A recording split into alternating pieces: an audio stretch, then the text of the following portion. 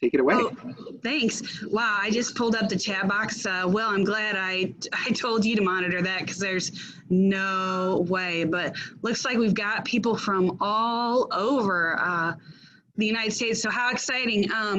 Look, I was really looking forward to being in Utah. I don't get to make it out in the far west as much just because of where I'm located, but I'm glad we're able to be together today to share stuff. So like Will said, he's gonna pop in with questions occasionally, and then at the end we should have time to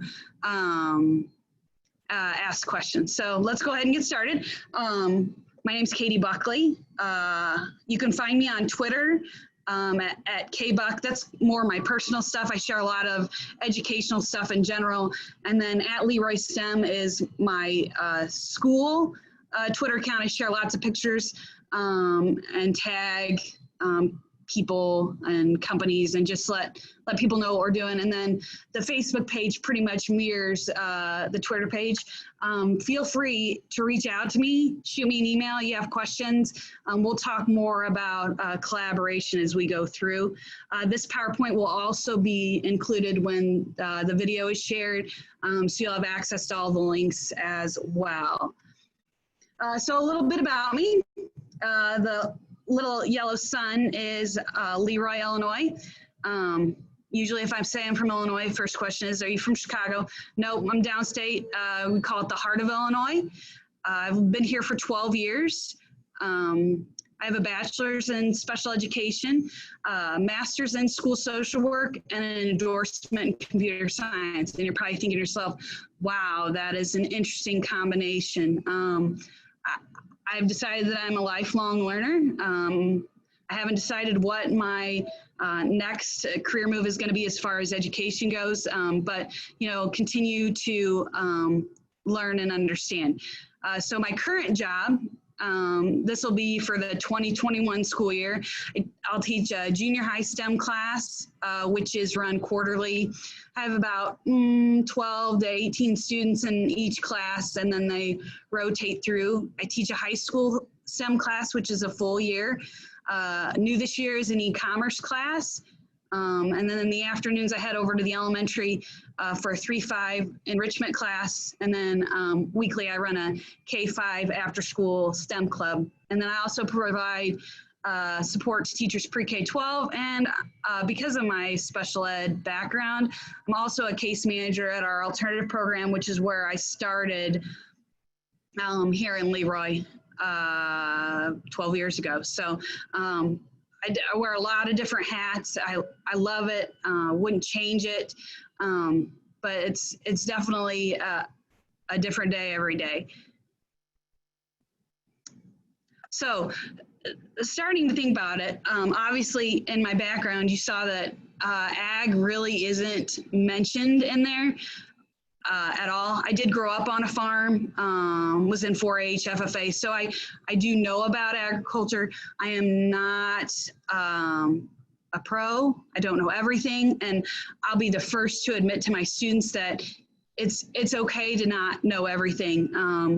And I have the philosophy of let's learn together, let's understand together. And where do you begin? I ask my students, hey, I'm thinking about this, or I've seen this, or they say, hey, I've seen such and such in the news, can we talk about it? Can we understand it? Can we learn? And most of the time it's yes. So when you're going through, and I'm moving my camera here, I'm over my PowerPoint a little bit. So meaningful activities, find things that your students are interested in. And I have learned that if I say, hey, come up with a problem, think about a problem, they have a hard time coming up with a problem, or they come up with a problem that it's hard for us to fix, such as structurally within the school building, making halls wider and stuff like that, or we can still talk about that, or what are some changes we can make that aren't structurally, like staggering passing periods or things of that nature. But I usually start them off with a problem, or I'll say, hey, have you ever thought about this? So for example, when we brought up, and I'll talk about this more, pollution, And I showed them a video and they're like, oh, and I said, I see that as a problem. Do you see that as a problem? And making sure that they don't judge each other. Somebody might say yes and somebody says, no, I don't think that's a problem. And then try to find problems that are current. When we moved from in-person class to remote learning, I had to come up quick with some ideas because a lot of my stuff that I do in my classroom is hands-on. Students are building and creating and designing, they're collaborating, and frankly, remote learning and collaborating while the technology's there, making sure that everybody's up at the same time, making sure they're online at the same time. It's just very, very difficult. So I started off my remote learning with my STEM classes. Let's take a look at how this outbreak began.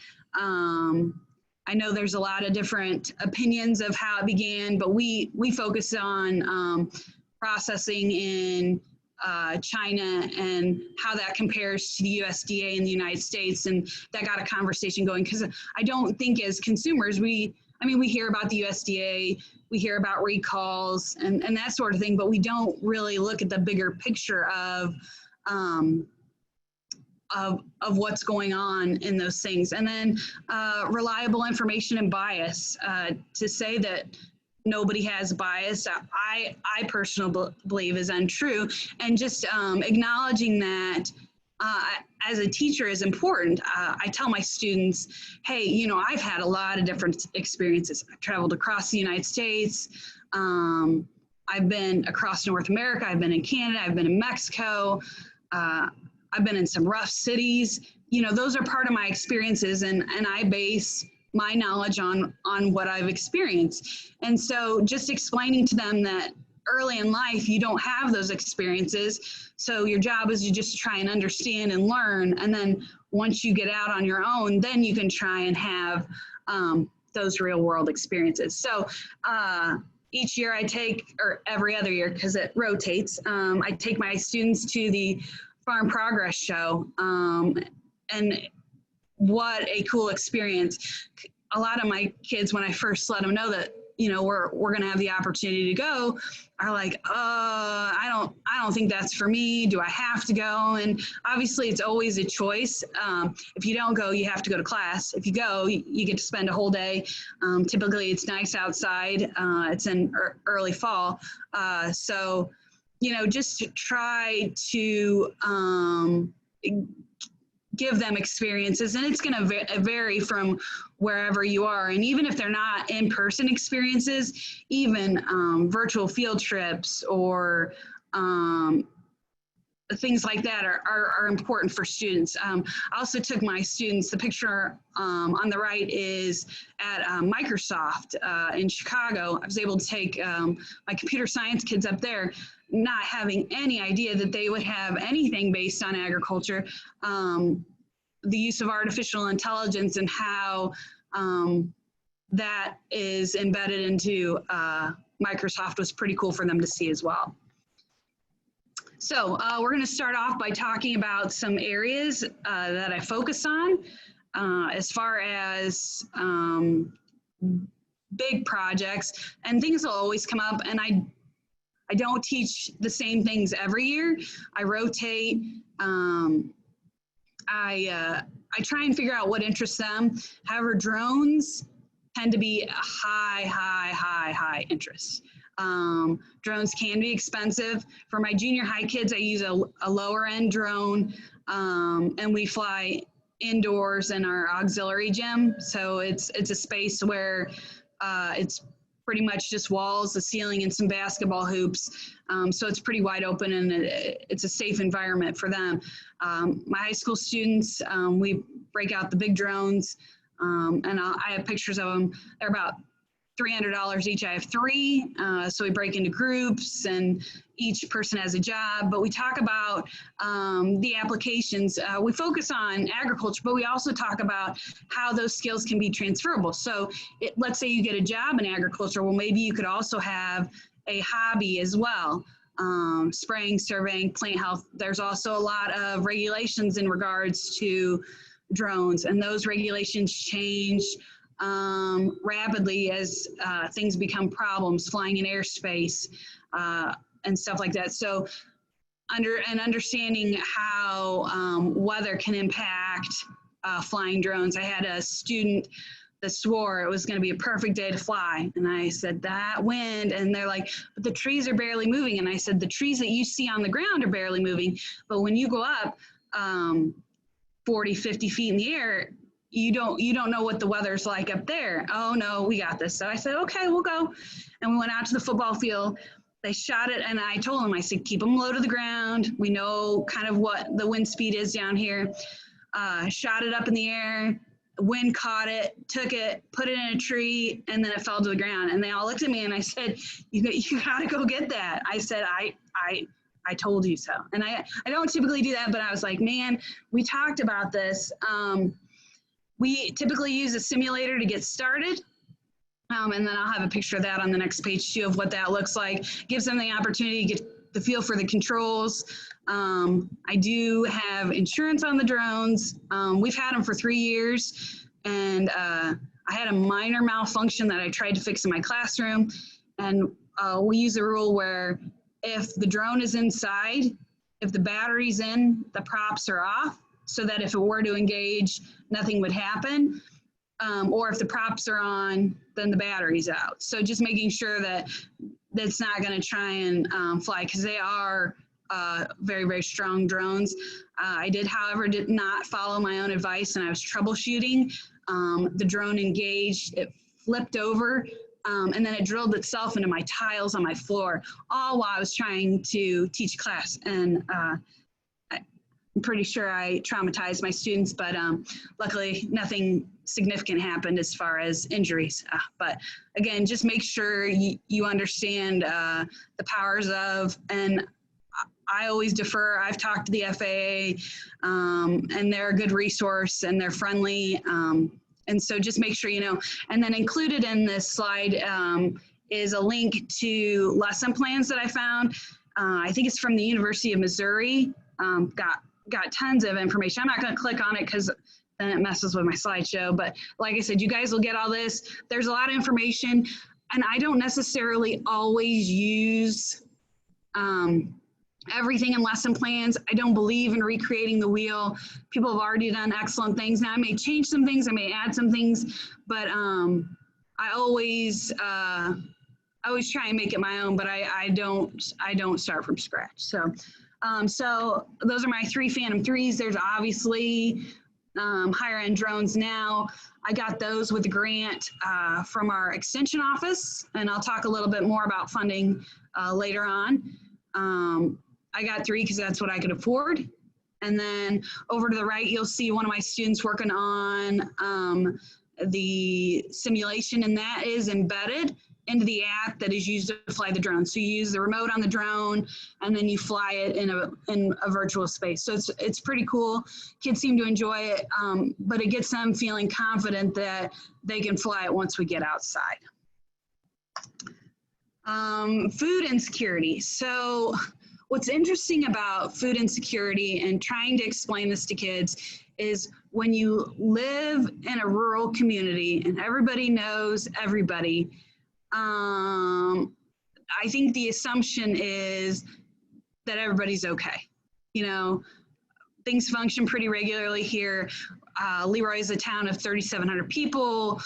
We have 800 students, 850 pre-K 12. So, you know, a rural school. So when I started my STEM class this past fall, I just happened to say, hey, you know, what do you guys know about food insecurity, what it is?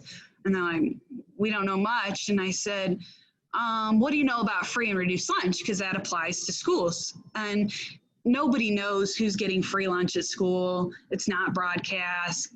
Everybody gets fed, kind of thing. So I said, what if I told you 25% of the student body in the district is free and reduced lunch? And they're like, oh, that's not bad. And so I said, what if I told you 1 in 4 students in this class gets free and reduced lunch? And they're like, that's interesting. So we kind of broke it up, and they're like, wow, this is really interesting. And then I said, do you guys realize we have 2 food banks in our community? And they're like, no, we do. And so just going through that process and explaining what that looks like. And then we led into population growth. We're at 7.7 billion people on Earth right now. It is estimated that in 30 years we'll be at 9.7 billion. So, you know, how is our soil going to handle that growth? And so I like to use Purple Plow Challenge, which I'll talk about a little bit later, but they have a great video in their Grow Your Community Challenge that really gives a good introduction on food insecurity. So when we started talking about food insecurity, we focused on soil sampling. And when I bring things up, I have no idea where it's going to go or where students are going to take it. So their interest was in soil. So I said, okay. So I went down to our ag teacher, who is amazing and a great resource for me. And we share ideas back and forth. And I said, hey, I'm going to do some soil sampling. Can you help me out? He goes, well, I've got some samples from the old ag teacher that he collected from across the United States. I said, okay. So I brought them back, and they were probably 10 samples in there from a variety of states across the United States. And so I brought them in, and the students are like, well, how about we see if we can get soil samples from across the world? And I'm like, okay. I said, but we're going to have to check into regulations. And so they split into groups and researched and came back and said, getting them from other countries is going to be difficult. And they're like, hey, how about we get them from other states in the United States, and we want to include Hawaii and Alaska.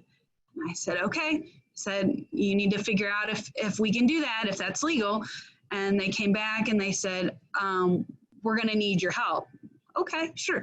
So because of my age, you have to be 18 or older to request customs getting stuff in from Hawaii. So I'm going to grab something here and show you what they came up with.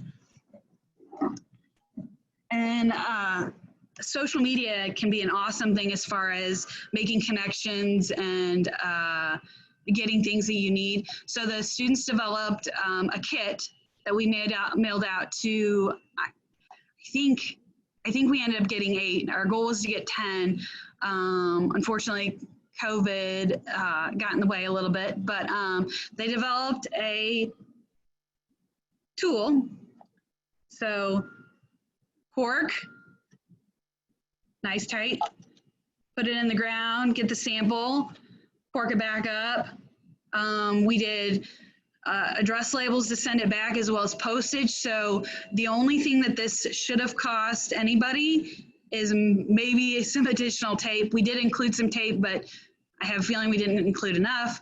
Some tape and postage.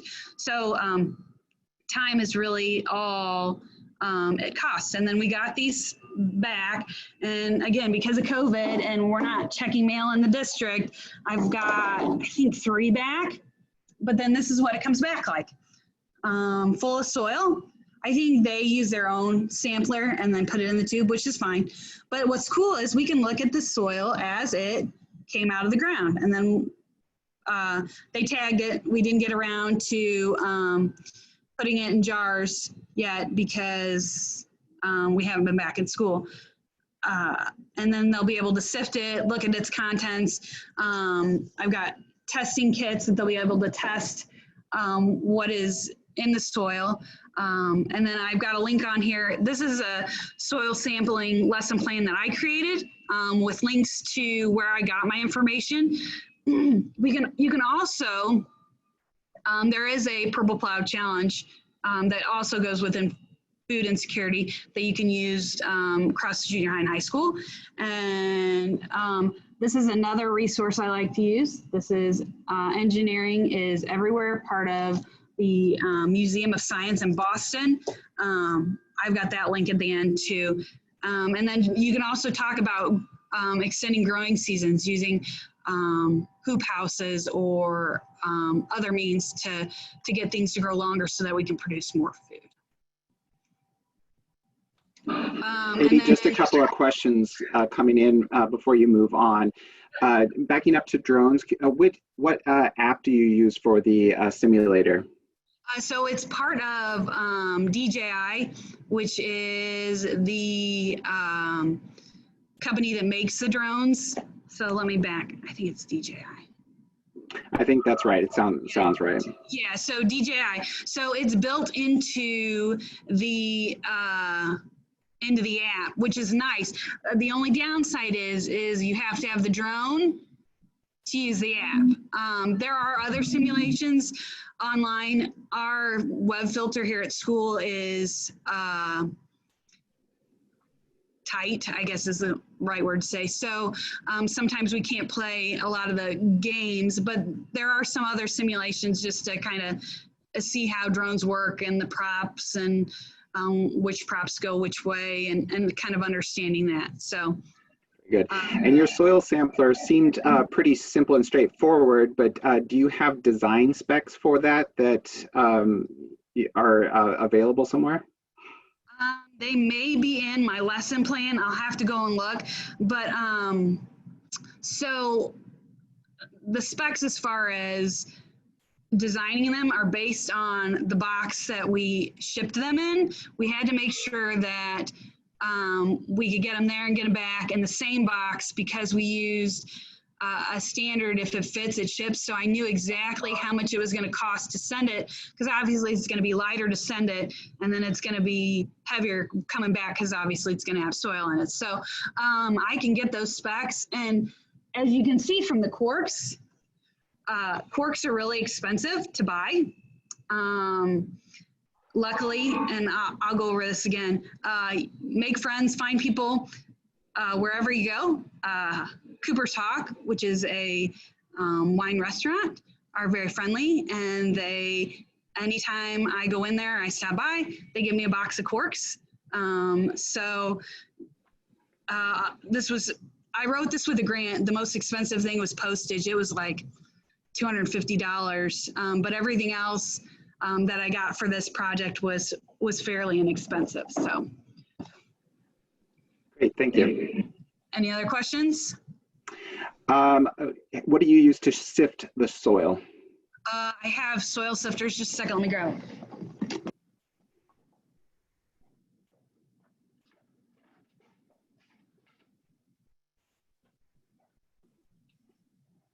While she's doing that, if you do have questions, feel free to drop them in the Q&A and we'll try to answer as many as we can.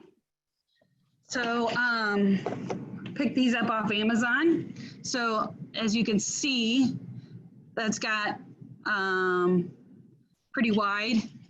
It's considered a number 5. And then this is considered a number 60. I know it's backwards, but see how much finer you're going to get as you go through. And unfortunately, we haven't had the chance to use these with our project, only because we haven't been at school. So looking forward to, and then on the bottom, must be on another, I've got quite a few, but then on the bottom, there's a canister that'll hold what didn't get sifted out. So they'll be able to kind of look and investigate. And then I did buy a soil sampling kit that is liquid based, but then I went to my science department and I'm like, this isn't really necessarily how they do it in the real world. Is there a way we can get some probes and things like that to make this applicable? So if there are kids that are interested in this moving forward, and the teacher's like, yeah, we got this kit. I haven't used it. Our science teacher's fairly new. She said, here, I'll give you the boxes. So I go through the boxes. Well, the stuff was purchased in 2001. Well, you're like, 2001, that's not all that far back. Well, I needed a machine that ran Windows 98, and finding a machine that runs Windows 98 is difficult. I did, however, find a machine that ran Windows 98, but the probes were sold that they weren't accurate and they weren't working properly. So we disposed of those, and then I wrote a grant to get new probes that I'll hopefully have for next year. So, Will, anything else before we move on? Let's go ahead and keep going. Okay, awesome. Okay, so we back in 2017 was when I really started my move from the alternative school into STEM. I was approached by a community member that wanted to that thought it'd be a cool idea to do the Purple Plow Challenge. And I was like, okay, I'm all new to this. I prefaced that I didn't know anything, said I'll give you $100 to try it out. I said, okay. So I went to my students, I said, hey, we're gonna try aquaponics. They go, what is that? I said, it's water and it's aqualife. I said, beyond that, I'm really not sure. So we investigated, they researched, we got a fish tank. I told them the only thing that really mattered to me was that we kept the fish alive because I did not want to come in one morning and find dead fish. So we got, I think, 8 goldfish in our tank, and then they designed their own setup. Our first tank that we had started leaking, so we had to problem solve that, transition to a new tank. It's got a filter, or had a filter in there, an aerator. They used a plastic shoebox. They decided on rocks were gonna be their best filtration to grow plants in.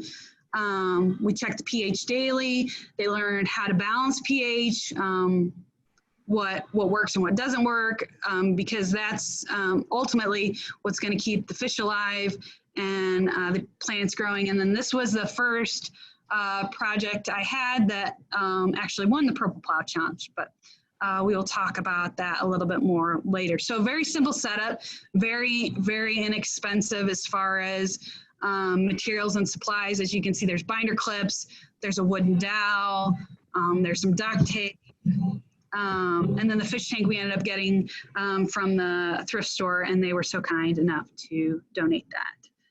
So topography, and I never really thought kids would get into topography and how landforms are made. But we started talking about runoff and how to make sure that we have clean water. But the kids really were interested in it. They started out by drawing maps and then taking those maps and then creating landforms. And then hopefully one day, if you can see over my shoulder right there where I'm pointing, that is a AR, VR sandbox. And they're really, really cool when they work. We've had that for probably 4 years, and I'm still trying to get it to work, just finding time to understand and troubleshoot that has been difficult, but easy build, but harder to set up. So hopefully that'll be soon. But and I just noticed that the link to the lesson plan is on here. I'll add that. Typically I type in Google agriculture and topography, but I don't know how I left that off, but I'll get that on there before I upload it. But just think about questions and to get kids thinking, and you know, the impact of topography and land change. And we're pretty flat here in Illinois. Have some rolling hills, not too terribly huge, but if you move south of where I'm at a little bit, we have a large hill that was caused by a glacier. So, you know, just trying to determine, are you going to use that land for agriculture? If so, how are you going to change it? And if not, what are you going to do with that land? And then just the whole conversation about runoff and contaminating. And usually when we think of water contamination, we typically think of pesticides and herbicides that we put on crops. But we also need to think about our livestock runoff and our bigger farms, and how do we make sure to contain that and make sure that that does not impact our water. So, and then I've got a couple pictures of students working on topography. You can see that they've got their clay. I use Crayola clay for them. It seems to mold well, and then when they're done, they can actually take it apart and I can reuse it, or I let them keep it. I give them their choice. Excuse me. And then you can see there's water in the bottoms of the containers, so they can see how if they put water in where it runs to, and that sort of thing. So I will make sure I include that lesson plan. Bioplastics. Oh my gosh, this was probably my most favorite lesson that I did this year. And so I started off with the Plastics 101 video for this. And it's very factual, to the point. This is what plastics are. This is where you find plastics. This is why plastics are used. Why plastics came along. So just very, very basic. So I showed them that video, and then I said, remember how we talked about bias, and this is one perspective of plastics. And so we watch the story stuff. And my videos, I try to keep between 10, 15 minutes max. I don't want to go longer than that because then they get bored and then they're not interested.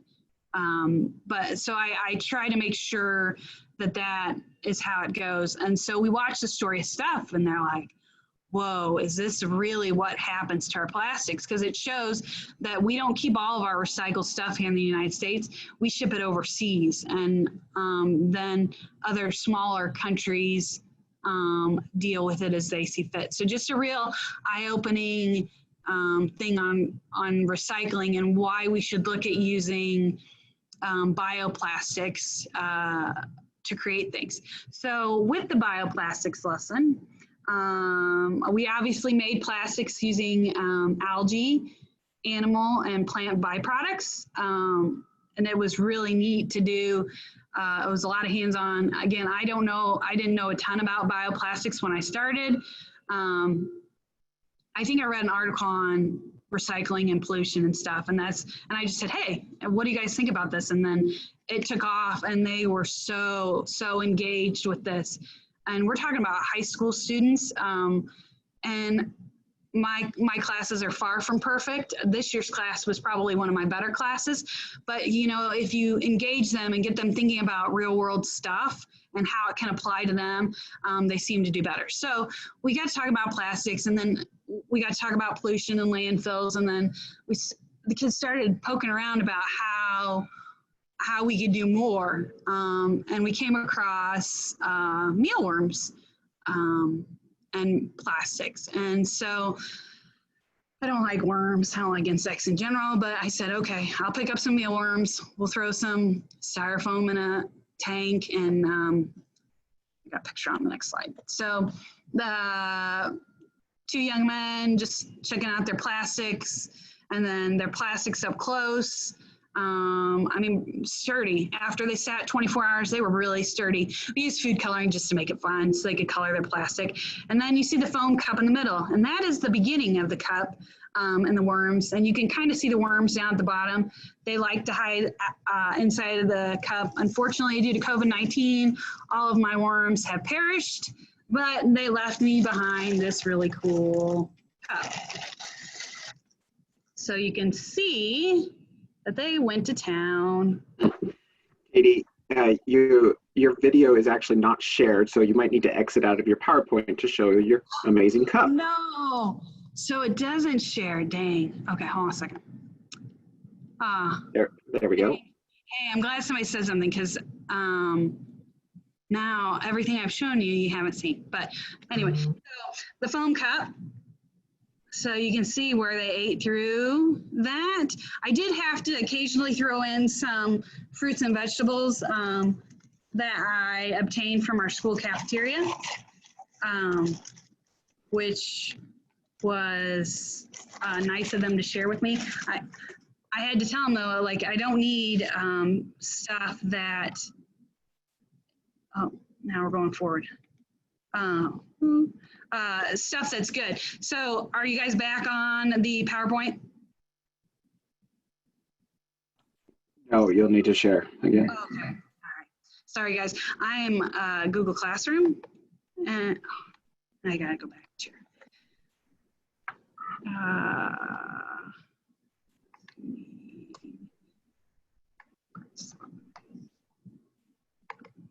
all right.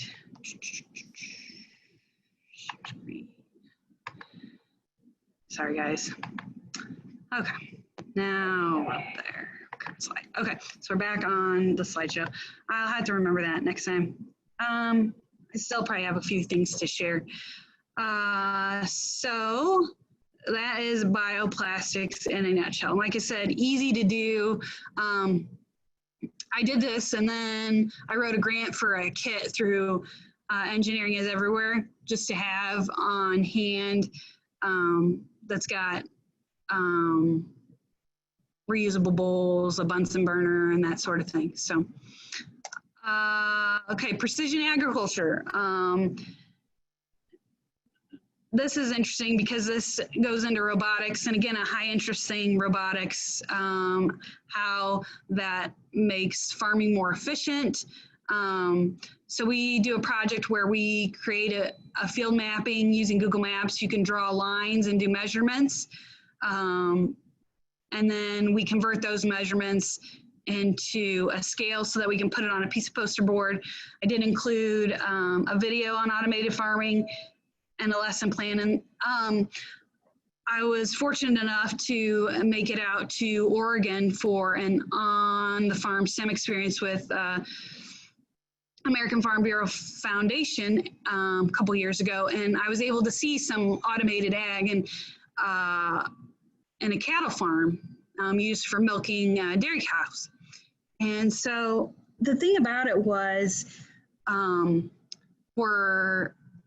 the biggest question that participants had is, what does this do to our workforce? You're taking people out of the workforce and you're putting in robotics, and what is that going to do to labor? And the farmer said, we still need those people. Now, they're not going to be doing the jobs that they were doing because we figured out that we can do it more efficiently and faster with robotics, but we're still going to need people there to troubleshoot and to do other jobs that have been now created because of this new equipment. So they said they actually increased their number of employees after adding this automated system. So, so I've got two different lesson plans.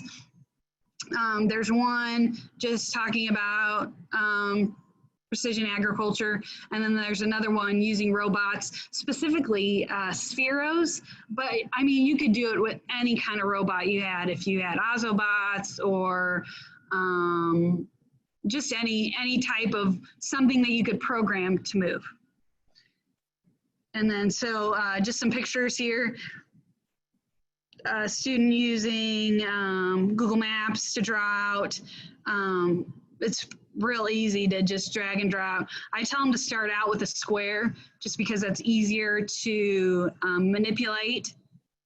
But we look at farms just around the area, and then the picture on the right is just drawing that out and figuring out the scale. Biotechnology, this is definitely an area I understand, but to teach it, I don't know a whole lot about. I was really fortunate enough to stumble across a really good lesson plan on American Farm Bureau Foundation that is phenomenal at explaining biotechnology. We hear a lot in the news of GMOs and organic and non-organic, and what does that all mean? And are they good? Are they bad? And I don't tell my students what my personal views are, but encourage them to research and understand. And they really enjoyed this level in understanding why things have been genetically modified, and that we're not, for the most part, we're not just doing it to do it, but we're doing it to make it better. And so students really enjoyed that lesson. So I've got a quick video on biotechnology, and then obviously the lesson plan there. And then this is one of the activities in that lesson plan. They created a DNA strand. I don't know if they were more excited about creating the strand or the candy, but if I had guessed, it was the candy. But just allows them to manipulate, and then they explained to the class how they put their DNA strand together. Okay, so, oh, good. It looks like I was really worried about time. Usually in a session, I've got hands-on stuff. We're putting things together. We're testing stuff out. And so I was worried online that I was not going to make it an hour, but looks like we're doing pretty good. So lessons and ideas, where I get my stuff. Purple Plow Challenge is a great resource. The quality of lessons is phenomenal, and it's all in one place. It's easy to follow. It's almost sure-proof that you can do it without having any background knowledge. Another website I like to use is Instructables, just for STEM in general. I did get my topography lesson off of Instructables, and it's just a good resource. So think of like Pinterest for STEM almost, with just activities and guides, and it is free for teachers to join. You do have to renew every year, which is super simple, but I think at the very bottom, because it's not expensive. I think it's like $50 a year to subscribe, but it's free for teachers.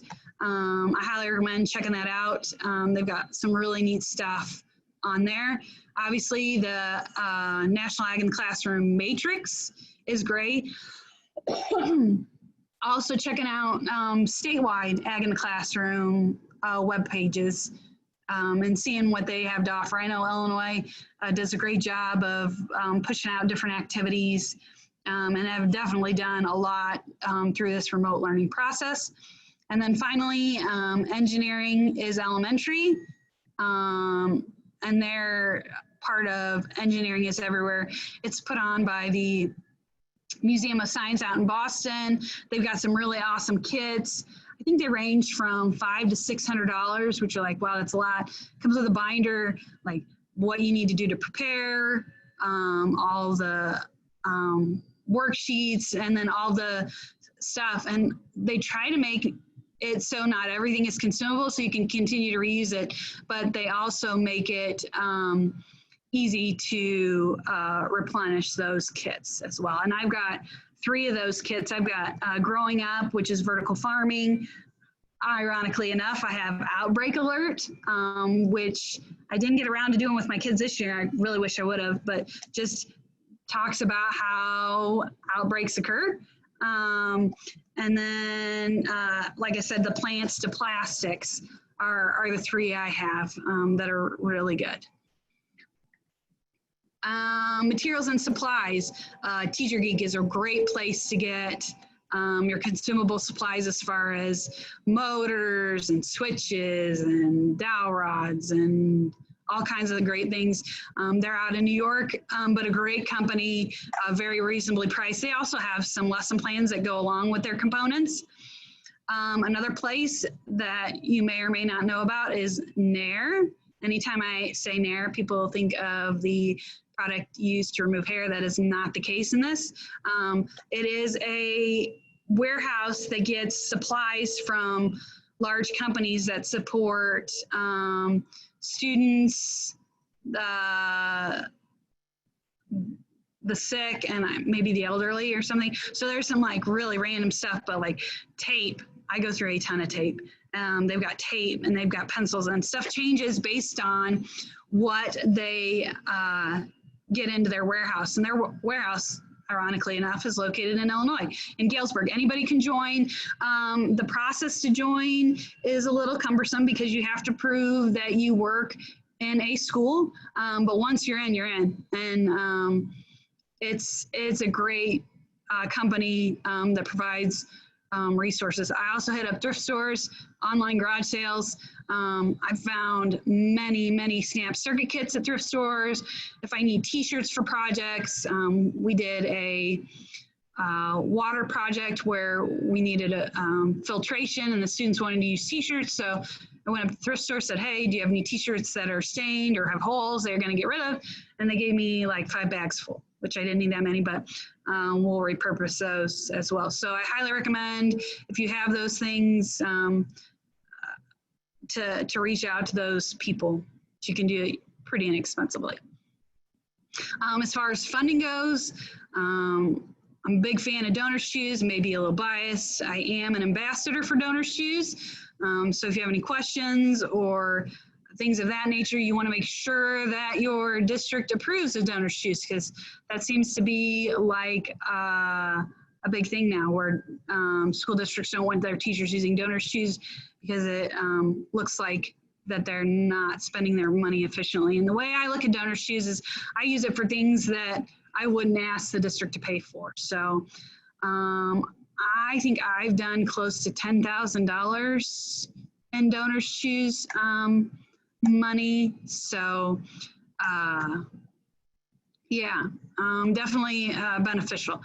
Bear grants. So Bear formerly, or that is merged with Monsanto. I've applied twice to get my classroom redone. It needs some renovations and storage and stuff like that. Did not get it. I did write it again for probes for soil and water. And then I found out late May that I did receive that. So don't get discouraged. Just keep on keeping on. Our local Farm Bureau gives out grants. Definitely look into that. The Extension Office. So as I believe is true, so not necessarily true, but might be true. Each state has an extension office that is run by a major university in your state. Ours is the University of Illinois. They have materials and supplies too that they're able to loan out, but sometimes they often oversee endowments or family funds that are to be used for integrating agriculture. So keep that in mind, reach out to them. And then last but not least is create a classroom business. And you probably think that that's a really funny joke. I am a frugal person, but in the same breath, I like to buy things for my classroom that are gonna benefit students. So I created a conversion business to convert videos, so old videos, so 8mm film reels, VHS tapes, that sort of thing, to electronic. So people will bring me stacks and stacks of their family videos, and I will convert them, and then I will share them with them either on a DVD, on a thumb drive, or on the cloud, and then they'll have those. And I ask that they just make a donation to the STEM program in return. And I've probably made, and I started this about 1.5 years ago, I probably made about $5,000 off that. And so that just trickles in occasionally when anybody needs something done. They bring it to me, and just make sure that you follow rules. So home videos, I'm not going to do old VHS tapes that are movies or anything like that. So yeah, so, or anytime you can, like we have our fair, and we don't this year, but usually we do. Our fall festival, I'll do a little booth where we're doing make and take stuff, and it's just a donation and easy $100 that I can use to reinvest in my classroom. So I know money's always an issue, but where there's a will, there is a way. And then another big thing, PLNs, or professional learning networks. Facebook is typically my go-to. I do use Twitter. I don't, Twitter chats are difficult for me because I have to like follow along live at the minute, because going back to it, it's difficult. But these are just some Facebook pages I like to follow. Obviously, National Ag in the Classroom is a great Facebook page to be a part of. Any state. So I follow Illinois and North Carolina for sure. But even popping in and seeing what other states are doing is pretty cool to take a look at. STEM and STEAM activities. This is just a woman who's a stay-at-home mom that created this page. And you're like, well, this doesn't relate to agriculture, but you can always pose a question, or somebody will pose a question and they'll get you thinking about something else, and then it drives from there. But And then the STEM teacher group is a great place too to share ideas and collaborate and things of that nature. So we've got about 7 or 8 minutes left. I'm gonna take a look at, I see some hands raised. I'm gonna pop in and see what we've got. Katie, we did have a couple of questions from earlier in the session. Can you start off, again, going back to drones, how many students do you typically have working with a drone at a time? So with the drones, I'm gonna pop out of here real quick. Let's see here. I'm gonna turn off sharing just in case you guys wanna see stuff because I was gone there for a little bit. Okay, so, so with drones, I typically have anywhere from 15 to 20 kids in the class. So you're like, well, that's quite a few kids if you only have 3 drones. But I usually put them on teams. And so teams are about 6 kids to a drone. And you're like, well, what are they doing? Well, I have several spotting because I've got 3 drones in the air on a football field. Which translates to an acre. So that's a good way to show students how big an acre is. So I've got 3 drones in the air on an acre of land. And so you need to keep an eye on where your drone's at. And so I usually have a few people spotting. Then there's somebody with the actual controller, the drone controller. And then I also have a student with an iPad. So the iPad keeps track of like, altitude, battery life. If something's not working right on the drone, it'll notify them. And it also controls the camera. So while they're in the air, they can take pictures. And it's easier if you have somebody with the iPad and a different person with the controller. Because if you have them together, it's hard to control the drone, look at the drone, and then look at the iPad. So each person has their job. And typically, they're really good about changing places or swapping out, giving somebody else a turn. And there are definitely students that do not feel comfortable flying a drone, and that's fine. But just giving them the experience to be outside and seeing how things work is good. Now, for my junior high students, I use a lower end drone, and I have, I think I've got 10 of those. And so they're usually working in pairs for that. Great, thanks. And you might have said this, but remind us what robotics kit that you have, or do you have one that you would recommend? So I wrote a donor's choose for Spheros. So I've got 15 pack of Spheros in a case. I also have smaller Ozobots, which follow colored lines. Those are nice because you don't necessarily need a device to run those, but to get the coding aspect, it's beneficial. I also have some robots, and I'm looking over at my shelves. I also have a lower end robot. I think they're in my cabinet instead, but that I made friends with a company, and this, I'll leave you with this too, but make connections wherever you can make connections with. Like if somebody's going to offer you a free trial of something and you can really use it, do it. I partnered with a company called Tenergy. Somebody posted in the STEM teacher group, hey, this company wants testers. Will somebody test rechargeable batteries? So I was like, shoot, I go through a ton of batteries. So I tested it, good product. Reached out to the person overseeing our testing group and said, hey, this is awesome. I really like using this. This is saving me on batteries in my classroom. And that's all I said. And fired back, hey, you're a teacher. We have some STEM toys that we'd love for you to try out in your classroom.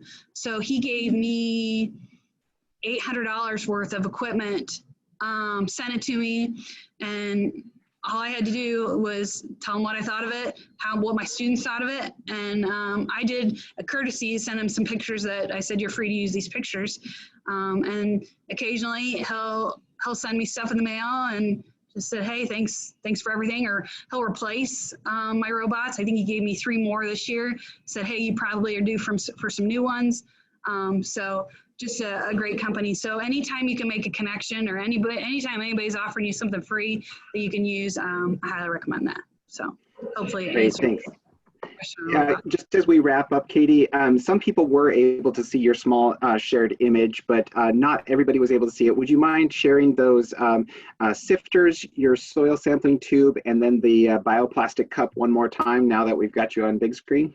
Sure, absolutely. So my sifter, so you can see that this is fine, and they call it a 60.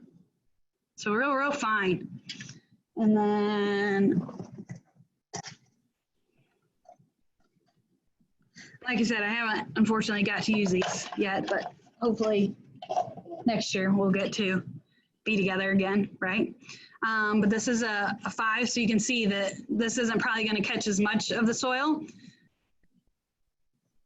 And they stack, so they just stack up, and you just stack them and then you shake them. And then on the bottom, there's a container that's obviously got a bottom in it, and it's going to capture everything that made it through, which I wouldn't expect it to be very much. And you can stack them as much or as little.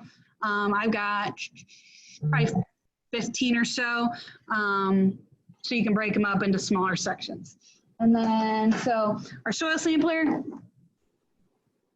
so clear plastic PVC, order it. Just make sure you pay attention to the size on it, because you'll want to match it with stuff that you can buy from like Menards or Home Depot or Lowe's. I use Menards because they usually give me cash back, and we have a school account there. But then it just pops on, and we weren't able to get the foot holder like normal soil samplers, but then they just plop it into the ground, and then cork both ends and then send it back to us. But I'll show you one that has soil in it. This came from Virginia. And like I said, I think that they use their own sampler and then just put it in there, which is fine. But yeah, and then we'll push this out and then sift it through. And then my bioplastics cup, which by the way, I have not cleaned out my tank that's right over there. And it stinks really bad. So I will have to do that here probably in the near future. But this is our cup. So you can see that they really went to town. And people ask, they're like, well, why aren't we putting worms in landfills? Well, so you think anytime we come up with, especially insects that could potentially hurt crops, you know, we don't know, unfortunately in my lab, we don't know what the long-term impacts are on releasing these into the wild. So because we had talked about feeding the worms to our hedgehog that we have down the hall in the science lab, and we're like, but we don't know what implications eating the styrofoam causes to plant and animal life. So. Well, Katie, great information. Thank you so much for presenting. Just a reminder for all of our attendees, the PowerPoint with all of the links will be provided within the next couple of weeks in a follow-up email, as well as the recording for today's session, so you can look for that. If you've registered for other sessions later today, the next one starts in a half an hour at 11 a.m. Central Time. Do the time zone adjustments as you would. And thank you again, Katie, for your expertise, your passion for education, and for being a part of our virtual summit. Awesome. Thank you so much for having me. I appreciate it. All right. Thanks, everyone. Have a good day. Thanks.